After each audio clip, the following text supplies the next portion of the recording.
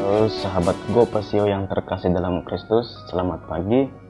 Jangan lupa ke gereja.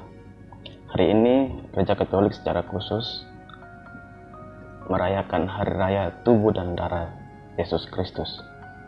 Baik saudara-saudaraku yang terkasih dalam Kristus, bayangkan sejenak seorang ibu yang setiap hari menyiapkan bekal untuk anak-anaknya.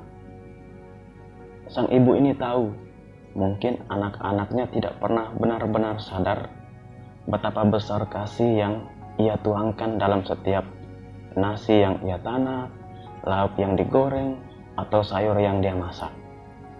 Tetapi sang ibu tetap melakukan itu dengan penuh cinta setiap hari.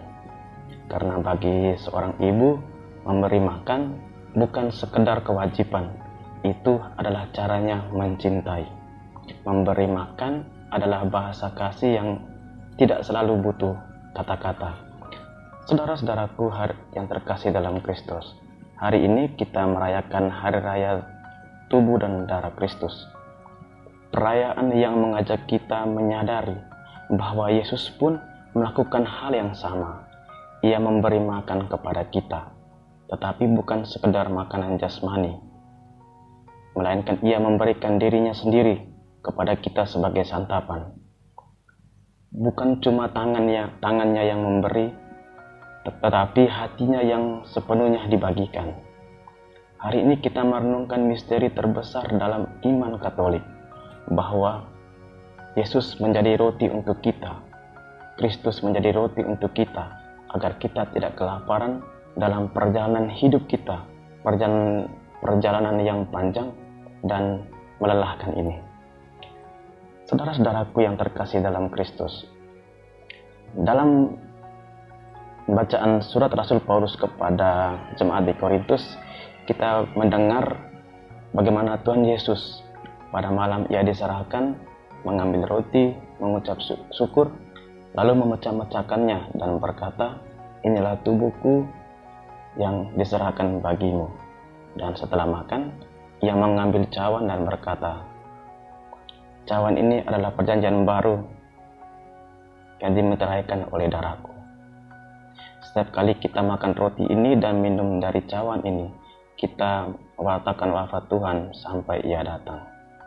Ini bukan hanya tindakan simbolis, ini adalah perayaan nyata dari kasih yang nyata, kasih yang turun dari surga dan tinggal dalam kehidupan kita setiap hari.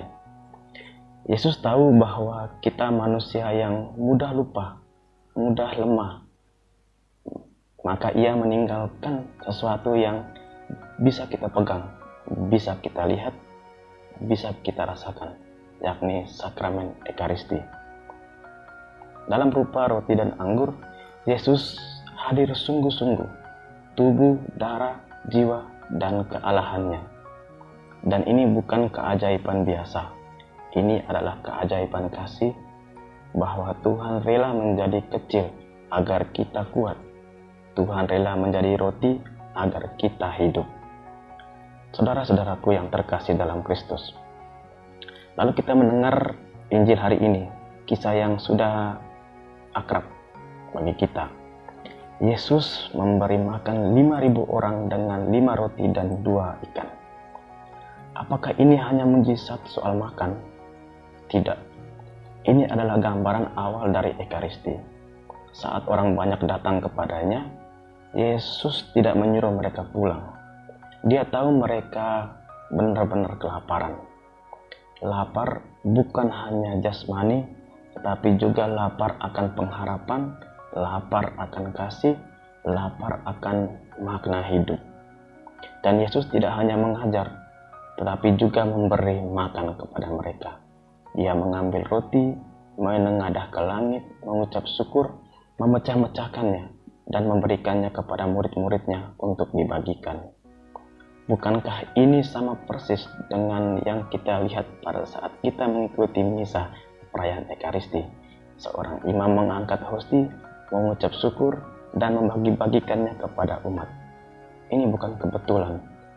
Ini pola kasih Allah, mengambil, memberkati, memecahkan, dan membagikan.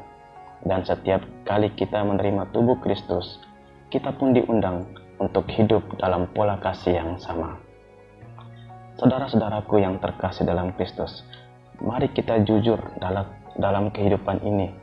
Kita semua pasti merasakan kelaparan. Ada yang lapar akan pengampunan, lapar akan pengertian, lapar akan kekuatan menghadapi penderitaan. Tetapi kadang kita mencari kenyang dari tempat yang salah. Kita mencoba memuaskan hati dengan dunia. Tetapi dunia hanya memberi rasa kenyang semu. Yang bisa sungguh mengenyangkan jiwa hanyalah Dia yang adalah roti hidup.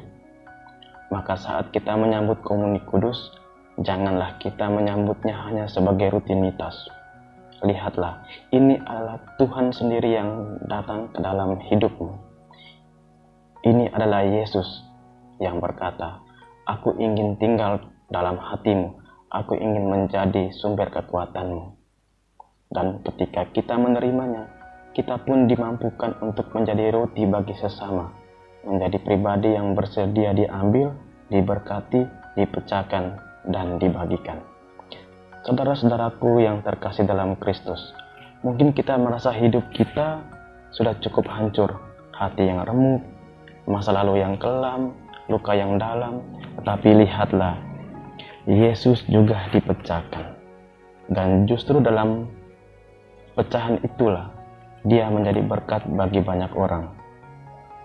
Jangan takut untuk dipecahkan oleh kasih. Jangan takut memberi dirimu bagi orang lain. Sebab dalam Ekaristi kita diajari satu hal, yakni kasih sejati adalah kasih yang mau berbagi. Saudara-saudaraku yang terkasih dalam Kristus, sahabat Gopasio yang terkasih, mari kita rayakan hari raya tubuh dan darah Kristus ini dengan penuh syukur.